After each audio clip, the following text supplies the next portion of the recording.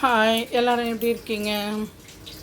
இன்றைக்கி நம்ம என்ன பார்க்க போகிறோம் அப்படின்னா, வெள்ளை முள்ளங்கி இருக்குது இல்லையா, அதை வச்சு ஒரு மசாலா பொரியல் தான் நம்ம இன்றைக்கி பண்ண போகிறோம். ஓகேவா? அது எப்படி பண்ணலான்றதை பார்க்கலாம். அதுக்கு தேவையானது என்னென்னு பார்க்கலாமா? வாங்க.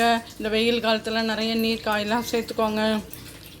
முள்ளங்கி இந்த மாதிரி கொஞ்சம் பெரிய பெரிய பீசஸாக கட் பண்ணி கொஞ்சம் மஞ்சப்பொடி போட்டு வேக வச்சு எடுத்து வச்சுருக்கேன்.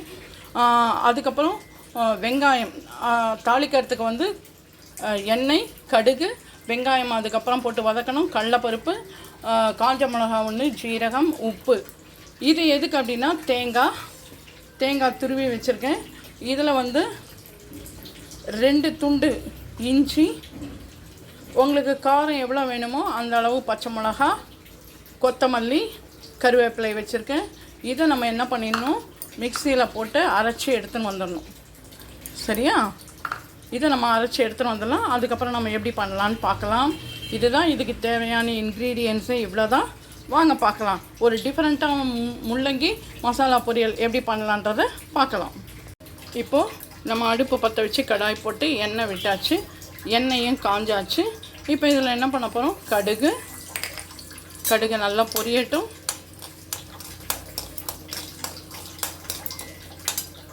கடுகு நல்லா பொரியணும்.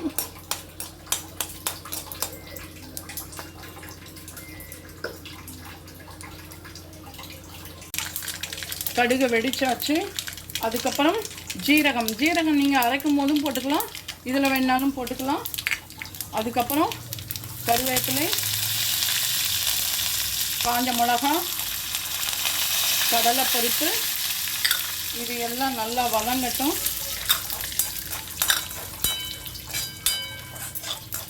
நல்லா வதங்கியாச்சு. இது வந்து பருப்பு வந்து கொஞ்சம் ப்ரௌன் கலரில் வரணும், வந்தாச்சு. அதுக்கப்புறம் வெங்காயம் நறுக்கி வச்சுருக்கோம் இல்லையா, ஒரு 2 வெங்காயம், அதையும் நம்ம நல்லா போட்டு வதக்கணும்.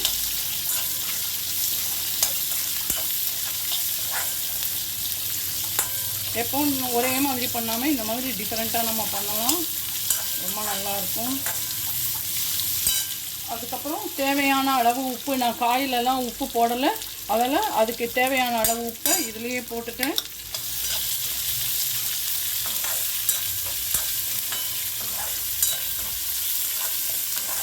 இதுக்கு தேவையான அளவு கொஞ்சமாக மஞ்சப்பொடி, காய் வேக வைக்கும் போதும் போட்டிருக்கேன். இப்போ இதுலேயே கொஞ்சம் மஞ்சப்பொடியும் போடலாம், கொஞ்சமாக போட்டால் போதும்.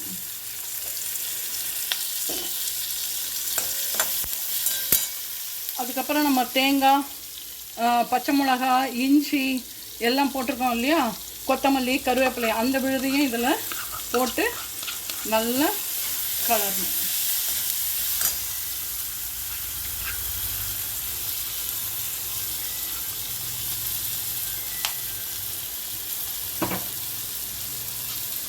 இது நல்லா வதங்கணும். ஈஸியாக நம்ம செஞ்சு முடிச்சிடலாம். இது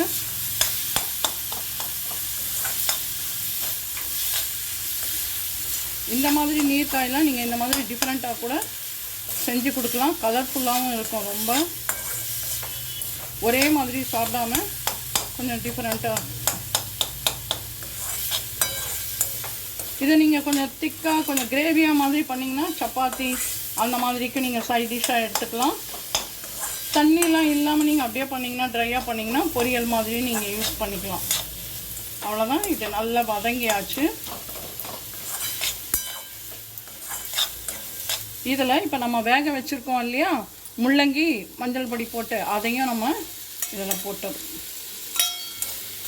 அதை பாருங்கள்.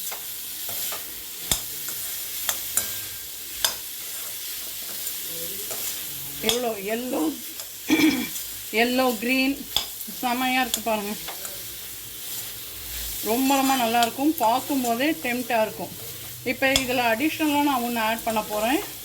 என்னன்றதை பார்க்கலாமா? முள்ளங்கி ஆல்ரெடி வேக வச்சுருக்கோம், அதால் நம்மளுக்கு குக்கிங் டைம் எல்லாமே வந்து ரொம்ப ரொம்ப கம்மி, ஈஸியாக பண்ணிடலாம். இப்போ இதில் இன்னும் கார்னிஷிங் அழகாக இருக்கிறதுக்கு ஒன்று பண்ணலாம். அழகில்லை, உடம்புக்கு ரொம்ப நல்லது. பார்க்கலாமா?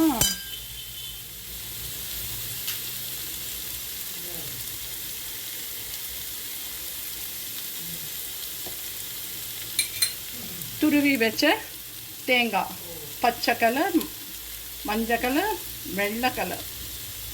எவ்வளோ அருமையாக இருக்கா பார்க்கும்போதே. அவ்வளோதான், ஒரே கலர் தான். கலரிட்டு ட்ரான்ஸ்ஃபர் பண்ணிடலாம். அவ்வளோதான், கேஸ் ஆஃப் பண்ணிவிட்டேன்.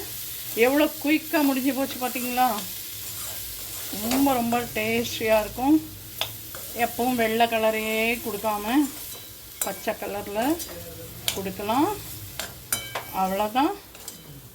இதை எடுத்து அப்படியே பவுலுக்கு ட்ரான்ஸ்ஃபர் பண்ணிடலாம்.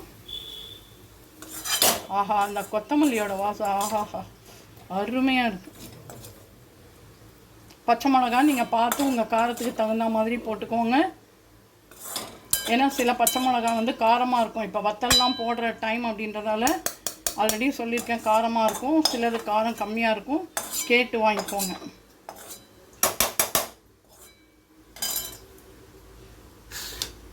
அவ்வளவுதான், முள்ளங்கி மசாலா பொரியல் தயார். இதே மாதிரி நீங்களும் உங்கள் வீட்டில் செஞ்சு பார்த்து சாப்பிட்டுட்டு எப்படி இருக்குன்னு சொல்லி லைக் பண்ணுங்கள், ஷேர் பண்ணுங்கள், கமெண்ட் பண்ணுங்கள். மறக்காமல் நம்மளோட channel Padma's all in all சேனலை சப்ஸ்கிரைப் பண்ண மறக்காதீங்க. பெல் பட்டனை அமுக்குங்க. இதே மாதிரி ஒரு டிஃப்ரெண்ட் வெரைட்டியோட நான் உங்களை அடுத்த வ்ளாகில் மீட் பண்ணுறேன். பாய், டேக் கேர். சம்மர் ஸ்டார்ட் ஆகிடுது. இப்போவும் சொல்கிறேன், நிறைய தண்ணி குடிங்க, நீர்மோர் நிறைய வச்சுக்கோங்க. சாதம் வடிச்சிங்கன்னா அந்த கஞ்சியை மோரில் போட்டு கடைஞ்சி நல்லா நீர்மோராக்கி டெய்லி குடிங்க. உடம்ப பத்திரமா பார்த்துக்கோங்க. பாய்.